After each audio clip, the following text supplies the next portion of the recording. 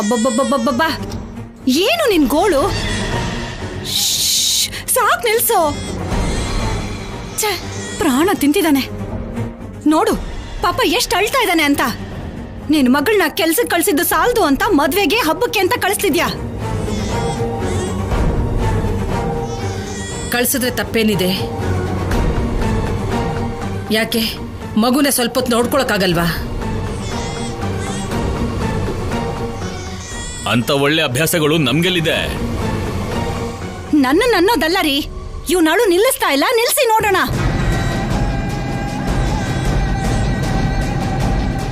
ಸ್ವಲ್ಪ ಸಮಾಧಾನ ಮಾಡಮ್ಮ. ಏನಪ್ಪ ಸಮಾಧಾನ ಮಾಡೋದು? ಅವಾಗಿಂದ ಒಂದೇ ಸಮ ಅಳ್ತಾ ಇದ್ದಾನೆ. ಸಮಾಧಾನ ಮಾಡ್ಕೊಳ್ಳೋ ಅಂದ್ರೂ ಆಳು ನಿಲ್ಲಿಸ್ತಿಲ್ಲ.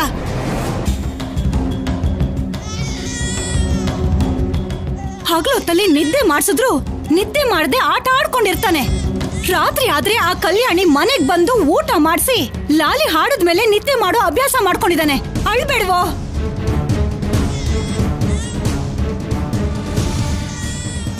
ಅತ್ಗೆ, ಮತ್ತೆ ದಿನ ಕಲ್ಯಾಣಿ ಬರಲ್ಲ ಅಲ್ವಾ?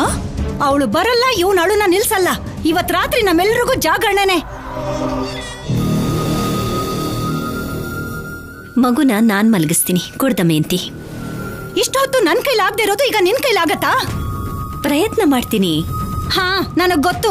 ಅಷ್ಟೊತ್ತಿಗೆ ಬೆಳಕರಿಯತ್ತೆ. ನಿನ್ ಕೈಲಾಗಲ್ಲ ಅಂತ ಎಲ್ರ ಕೈಲೂ ಆಗಲ್ಲ ಅನ್ಕೊಂಡ್ರೆ ಹೇಗೆ? ಕೊಡು. ಬಾಕಂದ.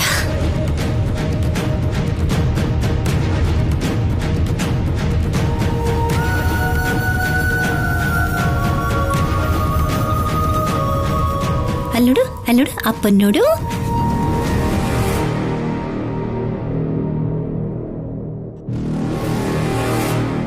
ಒಳ್ಳೊಳ್ಳೊ ಅಳಬಾರ್ದು ಕಂದ, ಯಾಕೋ?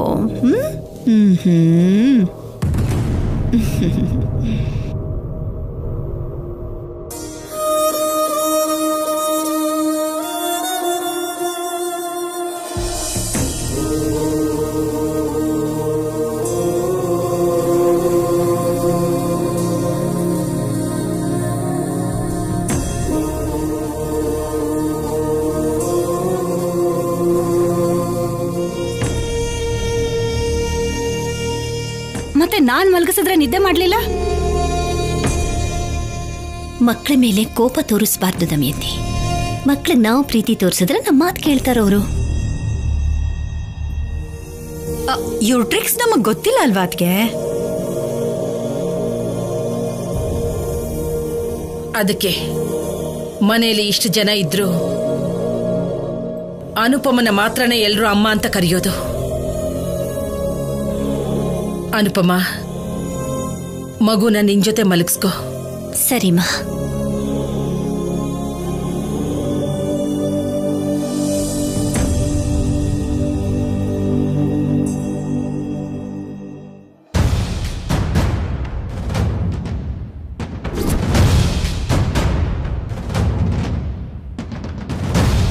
ಬಾಲಾಜಿ, ಇದನ್ನ ಸುಬ್ಬಮ್ಮನವರು ಕೊಟ್ಬಿಟ್ವಾ? ಸರಿನಮ್ಮ. ಏನಮ್ಮ ಅನುಪಮ, ನಿನ್ ಮಗಳು ಮದ್ವೆ ಮುಗಿಸ್ಕೊಂಡ್ ಬರ್ತಾಳ ಇಲ್ಲ ಸೋಬ್ನ ಮಾಡ್ಸಿ ಅವ್ರಿಗೆ ಮಕ್ಕಳು ಹುಟ್ಟೋದ್ಮೇಲೆ ನಾಮಕರಣ ಮುಗಿಸ್ಕೊಂಡ್ ಬರ್ತಾಳ? ಬರ್ತೀನಿ ಅಂದಿದ್ದಾಳಲ್ಲ ದಮಯಂತಿ, ಬರ್ದೇ ಇರ್ತಾಳೆ ಹೇಳು? ಬರ್ದೆ ಹೇಗಿರ್ತಾಳೆ ಅಂತ ಅಲ್ಲ, ಬರ್ಬೇಕು ಅನ್ನೋದು ಅವಳಿಗಿರ್ಬೇಕಲ್ಲ. ಇದು ಅವಳಿಗೆ ತವ್ರ ಮನೆ, ಹಾಗೆ ಗಂಡನ್ ಮನೆ ಕೂಡ. ಇಲ್ಲಿ ಬಿಟ್ಟು ಬೇರೆ ಎಲ್ ತಾನೇ ಇರ್ತಾಳ ಅವಳು? ಇದು ನಮ್ಮನೆ ಅಂತ ನೀನ್ ಅನ್ಕೊಂಡ್ರೆ ಸಾಕಾಗತ್ತಾ? ನಿನ್ ಮಗಳಿಗೂ ಅನ್ನಿಸ್ಬೇಕಲ್ಲ.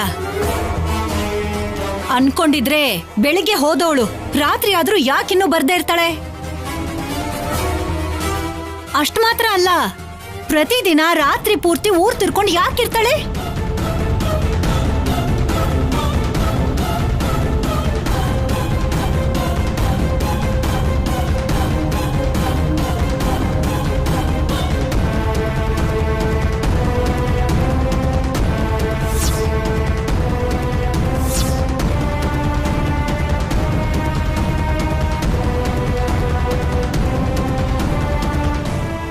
ಏನೇ ಇದು?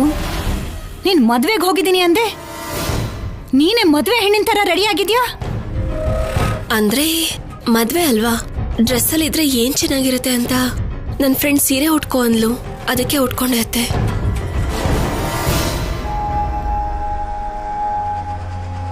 ಅವ್ರಿಗೇನೋ ಗೊತ್ತಿಲ್ದೆ ಸೀರೆ ಉಟ್ಕೋ ಅಂದ್ರು ಅನ್ಕೋ, ನೀನ್ ಹೇಗೆ ಉಟ್ಕೋತೀಯ?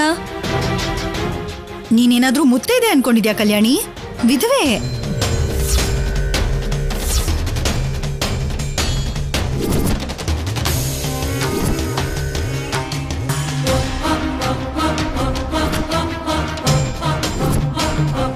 ಪಲ್ಲವಿ,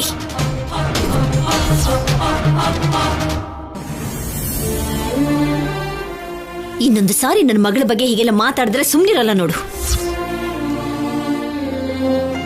ಏನೇ, ನಮ್ಮ ಅಕ್ಕನಿಗೆ ಮಾತ್ರ ಅನ್ಕೊಂಡ್ರೆ ನಿನಗೂ ಸರಿಯಾಗಿ ಮಾತಾಡಕ್ ಬರಲ್ವಾ? ಅಷ್ಟಕ್ಕೂ ಏನ್ ಮಾತಾಡ್ತಿದ್ಯೋ ಅರ್ಥ ಆಗೇ ಮಾತಾಡ್ತಿದ್ಯಾ?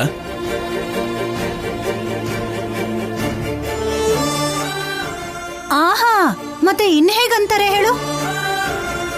ನನ್ನ ಮಗ ಸತ್ ಹೋಗಿರೋ ಮಾತು ವಾಸ್ತವ ಅಲ್ವಾ? ಇವಳು ವಿಧವೆ ಅನ್ನೋ ಮಾತು ವಾಸ್ತವ ಅಲ್ವಾ? ಆದ್ರೂ ಸರಿ, ನೀವೆಲ್ರೂ ಹೇಳಿದ್ರಿ ಅಂತ ಅವಳು ಬೊಟ್ಟಿಟ್ಕೊಂಡು ಡ್ಯೂಟಿಗೆ ಹೋಗ್ತಾಳೆ. ಸರಿ ಅಂತ ನಾನು ಏನು ಮಾತಾಡ್ಲಿಲ್ಲ. ಬೊಟ್ಟೆ ಅಲ್ವಾ ಅಂತ ಸುಮ್ನೆ ಇದ್ರೆ ಈಗ ವೇಷನು ಬದಲಾಯಿಸ್ಕೊಂಡಿದ್ದಾಳಲ್ಲೋ.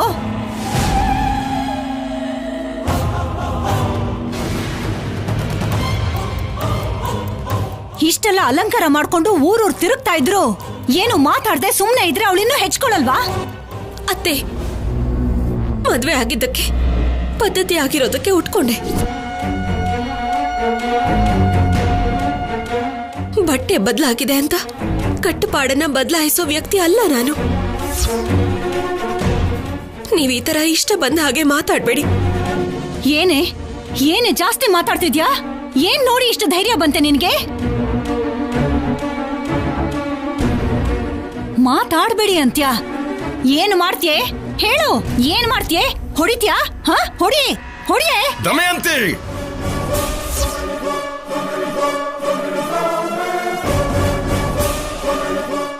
ನೀನ್ ಏನ್ ಮಾಡ್ತಿದ್ಯಾ, ಏನ್ ಮಾತಾಡ್ತಿದ್ಯಾ ಅಂತ ಅರ್ಥ ಆಗ್ತಿದ್ಯಾ ನಿನ್ಗೆ? ಕಲ್ಯಾಣಿ, ಏನ್ ಪಕ್ಕದ ಮನೆ ಹುಡುಗಿನ ಹೊರಗಿನೋಳ ನಿನ್ಗೆ ಇಷ್ಟ ಬಂದಾಗ ಮಾತಾಡೋದಕ್ಕೆ?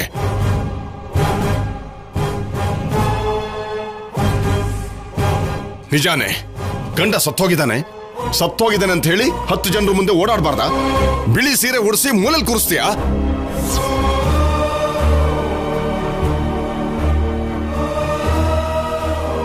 ಆ ದಿನಗಳು ಮುಗ್ದೋಗಿದೆ ದಮಯಂತಿ. ಕಾಲ ಬದಲಾಗಿದೆ, ಮನುಷ್ಯರು ಬದಲಾಗಿದ್ದಾರೆ, ಪದ್ಧತಿಗಳು ಬದಲಾಗಿದ್ದಾವೆ.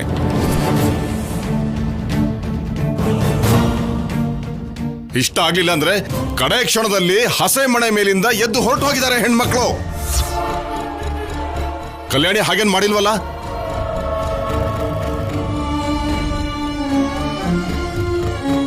ಗಂಡ ಸತ್ತೋದ್ರು ತನ್ನ ಮನೆ, ತನ್ನ ಮಗು, ತನ್ನ ಕುಟುಂಬ ಅನ್ಕೊಂಡು ಈ ಮನೆಗೋಸ್ಕರ, ನಮ್ಮೆಲ್ರಿಗೋಸ್ಕರ ಇನ್ನೂ ಬದುಕಿದಾಳೆ.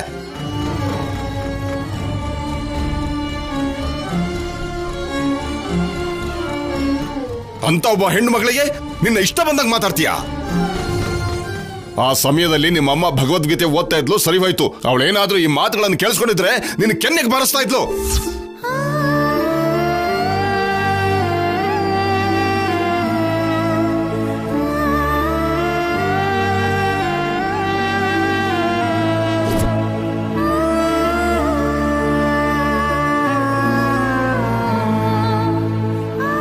ಅಮ್ಮ ಕಲ್ಯಾಣಿ, ಅವ್ರಗಳ ಕಣ್ಣಿಗೆ ನೀನು ಹೇಗಿದ್ರೆ ಸರಿಯಾಗಿ ಕಾಣ್ತೀಯೋ ಗೊತ್ತಿಲ್ಲ, ಆದ್ರೆ ನನ್ನ ಕಣ್ಣಿಗೆ ನೀನು ಹೀಗಿದ್ರೇ ಚೆನ್ನಾಗಿ ಕಾಣ್ತೀಯಮ್ಮ.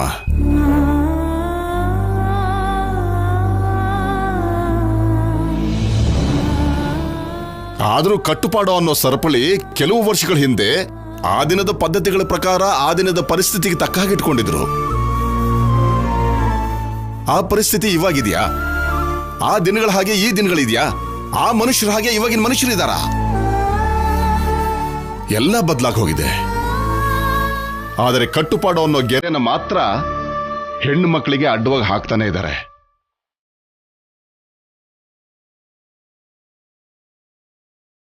ದಾಟ್ಬಿಡಮ್ಮ, ಆ ಗೆರೆನ ದಾಟ್ಬಿಡು. ಇಂಥವ್ರ ಮಾತುಗಳಿಗೆ ಭಯಪಟ್ಟು ಆ ಗೆರೆಯಿಂದ ನಿಲ್ಲುವಂತ ಅವಶ್ಯಕತೆ ನಿನಗಿಲ್ಲ.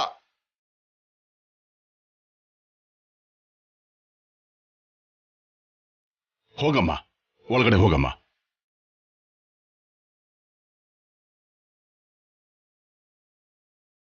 ಏನಮ್ಮ ಯೋಚನೆ ಮಾಡ್ತಾ ಇದ್ದೀಯಾ? ನಿನ್ನ ಮಾವಾಗಿ ನಾನು ಮಾತಾಡದೇ ಇದ್ರು ನನ್ನ ಮಾವ ಕರೆಕ್ಟಾಗೆ ಮಾತಾಡಿದ್ರು.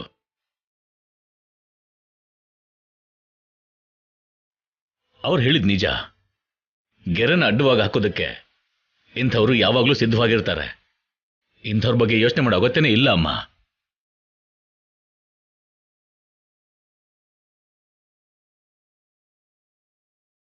ಹೋಗಮ್ಮ ಹೋಗಮ್ಮ.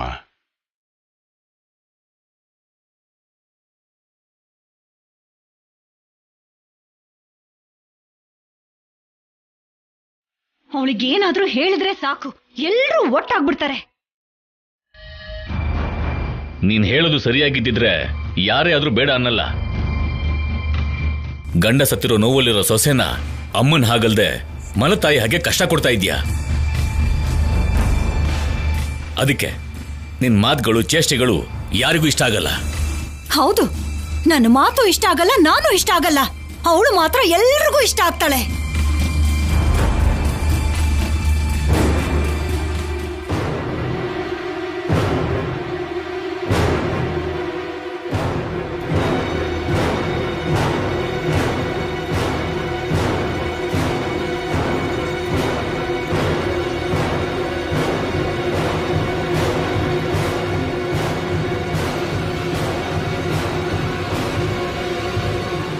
ಇರು ಕಲ್ಯಾಣಿ,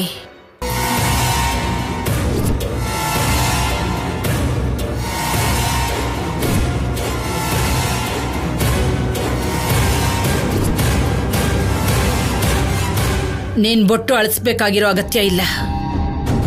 ನನ್ನ ಮೊಮ್ಮಗ ಸತ್ತಿಲ್ಲ.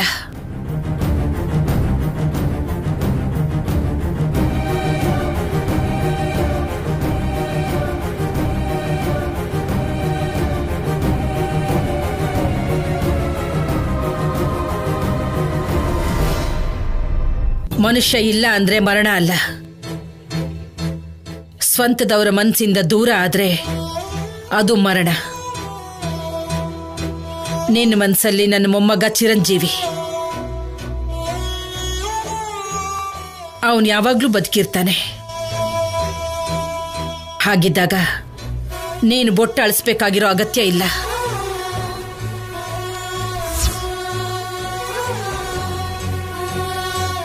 ದಮಯಂತಿ ಮಾತುಗಳು, ಪಲ್ಲವಿ ಮಾತುಗಳು ನನಗೆ ಕೇಳಿಸ್ತಾನೆ ಇತ್ತು.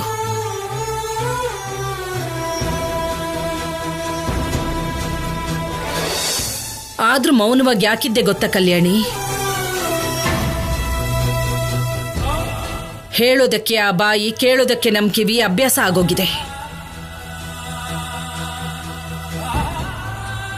ಮನುಷ್ಯನಿಗೆ ಇರೋ ಸಂಬಂಧಗಳು ಮಾನಸಿಕನೇ ಹೊರತು ಭೌತಿಕ ಅಲ್ಲಮ್ಮ.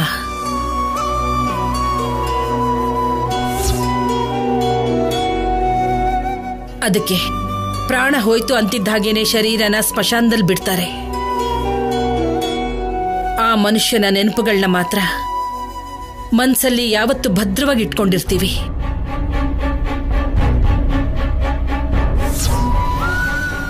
ಅಂದ್ರೆ ನಾವು ಗೌರವಿಸಬೇಕಾಗಿರೋದು ಶರೀರನಲ್ಲ, ಹೊರಟೋಗಿರೋ ಆ ಮನುಷ್ಯನ ನೆನಪುಗಳನ್ನ.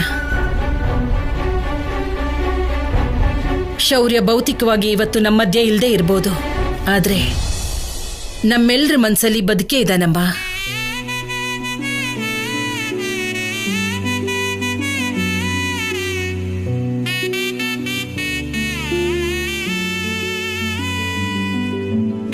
ನೀನು ಇಟ್ಕೊಂಡಿರೋ ಬೊಟ್ಟು ಅಳಿಸಿ ವಿಧವೆಯಾಗಿ ಓಡಾಡಿದ ಮಾತ್ರಕ್ಕೆ ಬೊಟ್ಟು ತೆಗೆದು ಹಾಕ್ದಾಗೆ ಅವನ್ನ ಮನಸ್ಸಿಂದ ತೆಗಿಯೋಕ್ಕಾಗತ್ತಾ?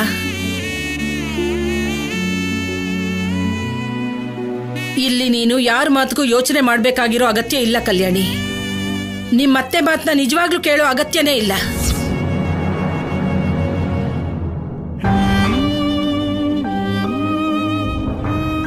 ಹೋಗಮ್ಮ, ಹೋಗಿ ನಿನ್ ಮಗುನ್ ನೋಡ್ಕೋ.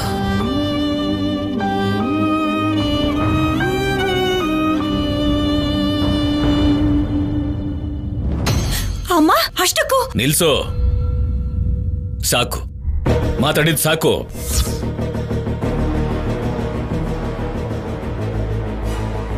ಆ ತಾಯಿ ಹೊಟ್ಟೆಲ್ ಹೇಗೆ ಹುಡ್ದೆ ನೀನು? ಅತ್ತೆಗಿರೋ ಯೋಚನೆ ನಿನಗಿದ್ದಿದ್ರೆ ನಿನ್ನ ಮದುವೆ ಮಾಡ್ಕೊಂಡಿದ್ದಕ್ಕೆ ನಾನು ಅದೃಷ್ಟವಂತ ಆಗ್ತಿದ್ದೆ. ಇವಾಗ ಏನಾಗಿದೆ ನಿಮ್ಗೆ? ಬೇಡ ಬಿಡ, ಏನು ಅಂದ್ರೆ ತುಂಬಾ ಹೇಳ್ಬೇಕು. ಅದನ್ನ ಕೇಳಿ ನಿನ್ ಕೈಲಿ ತಡ್ಕೊಳಕ್ಕಾಗಲ್ಲ. ನಿನ್ನ ಮಾತುಗಳಿಂದ ಅತ್ತೆ ಅವರ ಗೀತಾ ಪಾರಾಯಣನ ಹಾಳು ಮಾಡಿದ್ದು ಸಾಕು. ಇನ್ನು ಮಾತಾಡಿದ್ರೆ ಕೆನ್ನೆಗ್ ಬಾರಿಸ್ತಾರೆ. ಹೋಗ್ತಾ ಇರು.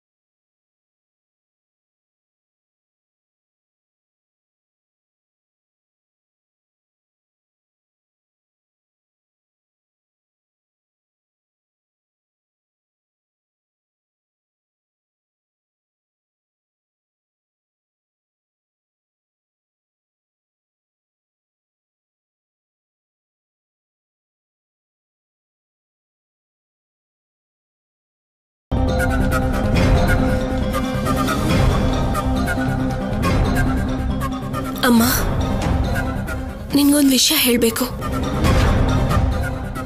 ಎಲ್ಲಾರ ಮುಂದೆ ಆ ವಿಷಯ ಯಾಕೆ ಹೇಳೋದು ಅಂತ ಸುಮ್ಮನಾದೆ. ಸಂಪದ ಸಿದ್ದು ಇಬ್ರು ಸೇರಿ ನನ್ನ ಫ್ರೆಂಡ್ ಮನೇಲಿ ನಡೆದ ಮದ್ವೆಗೆ ಬಂದಿದ್ರು. ಅವರಿಬ್ರು ಮದ್ವೆಗೆ ಬಂದಿದ್ರಾ? ಬರೋದಷ್ಟೇ ಅಲ್ಲಮ್ಮ, ಮದ್ವೆ ಗಂಡ ಬಂದಿದ್ದ. ಮದ್ವೆ ಗಂಡಿನ ಹಾಗ? ಹೌದಮ್ಮ.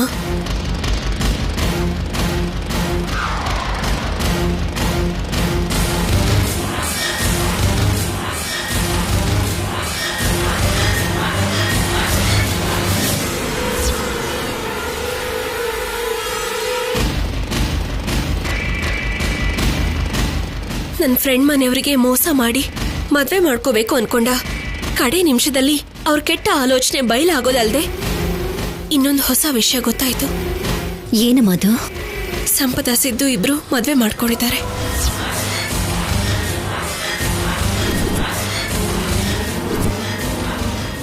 ಏನು? ಸಂಪದ ಸಿದ್ದು ಮದ್ವೆ ಮಾಡ್ಕೊಂಡಿದ್ದಾರಾ? ಅಂದ್ರೆ ಶೌರ್ಯ ಸತ್ತು ಹೋಗ್ತಿದ್ದ ಹಾಗೇನೆ ಇನ್ಯಾರು ಕೇಳೋರಿಲ್ಲ ಅಂತ ಈ ಕೆಲಸ ಮಾಡಿದಾಳ? ಅದು ಆಫೀಸರ್ ಸತ್ತೋದ್ಮೇಲಲ್ಲಮ್ಮ, ಬದುಕಿರುವಾಗ್ಲೇ. ಕೋರ್ಟಲ್ಲಿ ವಿಚ್ಛೇದನ ಸಿಗೋಕ್ಕೂ ಮುಂಚೆನೆ ಮದ್ವೆ ಮಾಡ್ಕೊಂಡ್ರಂತೆ. ಎಲ್ಲಾರ ಮುಂದೆನೂ ಆ ವಿಷಯ ಬಯಲಾಗಿದ್ದಕ್ಕೆ ಸರಿ ಹೋಯ್ತು. ಇಲ್ಲ ಅಂದಿದ್ರೆ ಆ ಹುಡುಗಿ ಜೀವನ ಅವನ ಕೈಯಿಂದ ನಾಶ ಆಗೋಗ್ತಿತ್ತು. ನೋಡಿದ್ಯಾ ಅವ್ರೆಂಥ ಮನುಷ್ಯರು ಅಂತ? ಗಂಡ ಮಗು ಇರ್ಬೇಕಾದ್ರೇನೆ ಇಂಥ ಕೆಲಸ ಮಾಡಿದಾಳಲ್ಲ ಅವಳು. ಇವರಿಬ್ರಿಗೂ ಮದ್ವೆ ಆದ್ಮೇಲೂ ಕೂಡ ಸಿದ್ದು ಇನ್ನೊಂದು ಮದ್ವೆ ಮಾಡ್ಕೋತಾನೆ ಅಂದ್ರೆ ಸಂಪದ ಹೇಗ್ ತಾನೇ ಸುಮ್ನಿರ್ತಾಳೆ? ಆಸ್ತಿಗೋಸ್ಕರ ಅವರು ಯಾವ ಮಟ್ಟಕ್ಕೆ ಬೇಕಾದ್ರೂ ಇಳಿತಾರಮ್ಮ. ಅದಕ್ಕೆಮ್ಮ ಆ ಸಿದ್ದು ಸಂಪದನ ವಿಷಯದಲ್ಲಿ ನೀನ್ ತುಂಬಾನೇ ಹುಷಾರಾಗಿರ್ಬೇಕು. ನೀನ್ ಅವ್ರ ತಂಟೆಗೆ ಹೋಗ್ದಿರೋದೇ ಒಳ್ಳೇದು. ಅವ್ರು ನನ್ಗೇನು ಮಾಡಕ್ಕಾಗಲ್ಲಮ್ಮ. ಆಫೀಸರ್ ಈ ಲೋಕದಲ್ಲಿ ಇಲ್ಲ ಅಂದ್ರು ಎಲ್ಲೇ ಇದ್ರು ಅವ್ರು ನನ್ನ ಕಾಪಾಡ್ಕೊಳ್ತಾರೆ. ಹಾಗಂತ ಆ ದುಷ್ಟರ ಜೊತೆ ಯಾಕಮ್ಮ ನಮಗ್ ಜಗಳ? ಆಫೀಸರ್ ಸಾವಿಗೆ ಕಾರಣ ಆಗಿರೋರನ್ನ ಬಿಟ್ಬಿಡು ಅಂತೀಯಮ್ಮ? ನಾನು ಹಾಗೆ ಹೇಳಿಲ್ಲಮ್ಮ. ಆ ದುಷ್ಟರು ನಿನಗೇನಾದ್ರೂ ಮಾಡ್ಬಿಡ್ತಾರೋ ಏನೋನೋ ಭಯದಲ್ಲ ಆ ರೀತಿ ಹೇಳಿದೆ. ಭಯ ಪಟ್ರೆ ಭಯ ಪಡಿಸ್ತಾನೆ ಇರುತ್ತೆ. ಆದ್ರೆ ಎದುರು ತಿರುಗ್ ನಿಂತ್ರೆ ಭಯ ಪಡಿಸೋ ಭಯ ಹೆದ್ರುಕೊಂಡು ಹೋಗುತ್ತೆ.